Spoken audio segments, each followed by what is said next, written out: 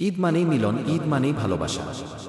আর সেই ভালোবাসা নিয়েই নিজের জন্মভূমি হিজলা ও মেহেন্দিগঞ্জে ফিরেছেন রাজীব আহসান।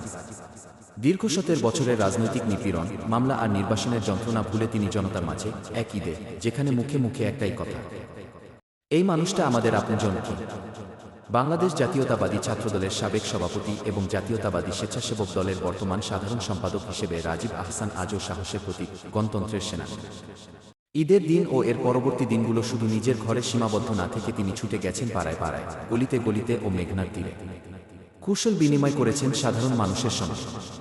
তার চোখে চোখ রেখে মানুষ বলেছে তাদের স্বপ্নের কথা, কষ্টের। রাজীব আহসান আশ্বাস দিয়েছেন, যদি দেশের নেতৃত্ব তারেক রহমানের হাতে আসে, তবে এই অঞ্চলের খেটে খাওয়া মানুষের জীবন মান বদলে যাবে, আর তা বাস্তবায়নে আপনাদের সহযাত্রী হয়ে নিজেকে উৎসর্গ করব। এই দিতাই সাধারণ মানুষের ভালোবাসার কারণ। রাজীব আহসান এখন শুধু একজন নেতা নন, তিনি এই এলাকার আশা, আস্থার প্রতীক। তার চলাফেরা, কথা বলা এবং মানুষের সঙ্গে সম্পর্ক সবই যেন অন্তরে। এই ঈদে হিজলা মেহেন্দিগঞ্জের প্রতিটি চোখে, প্রতিটি গলিতে ছিল রাজীব আহসানের আলোচনার ছোঁয়া। হয়তো তিনিই সেই মানুষ, যিনি এই অঞ্চলের মানুষের জন্য আশার নতুন সূর্য হয়ে উঠবেন।